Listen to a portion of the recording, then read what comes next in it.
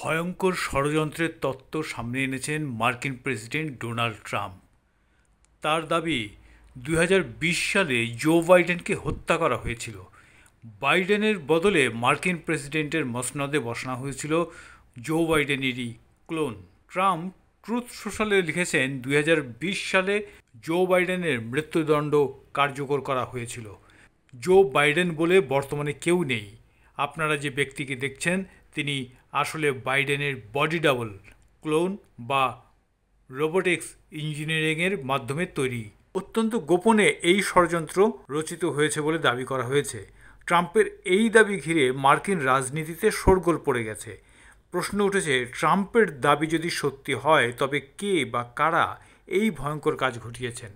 মার্কিন প্রেসিডেন্ট কেন এই ধরনের পোস্ট শেয়ার করেছেন তা জানা যায়নি, তবে তিনি প্রায়শই বিতর্কিত বিষয়বস্তু সোশ্যাল মিডিয়ায় শেয়ার করে নজর কাড়ার চেষ্টা করেন। প্রেসিডেন্ট বাইডেন নিজেই গুরুত্বপূর্ণ সিদ্ধান্ত নিচ্ছেন কিনা তা নিয়ে এর আগে ট্রাম্প সন্দেহ প্রকাশ করেছিলেন।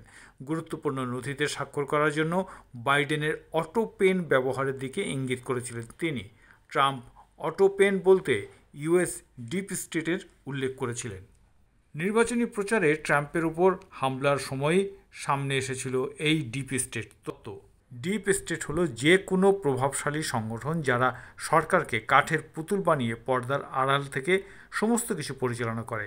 এই তালিকায় প্রভাবশালী কোনো ব্যবসায়ী সংগঠনের পাশাপাশি সরকারেরই কোনো গুপ্তচর বিভাগ হতে পারে, যারা সামনে আসে না কিন্তু সবটা পরিচালনা করে এবং নিজেদের স্বার্থসিদ্ধি করে। উল্লেখ্য, 2020 সাল থেকে 2024 সাল পর্যন্ত প্রেসিডেন্ট পদে ছিলেন বাইডেন। ট্রাম্পের দাবি যদি সত্যি হয় তবে 4 বছর ধরে ক্ষমতা ছিলেন একজন ক্লোন। এই দাবি বিস্ফোরক তো বটেই, পৃথিবীর ইতিহাসে নজিরবিহীন।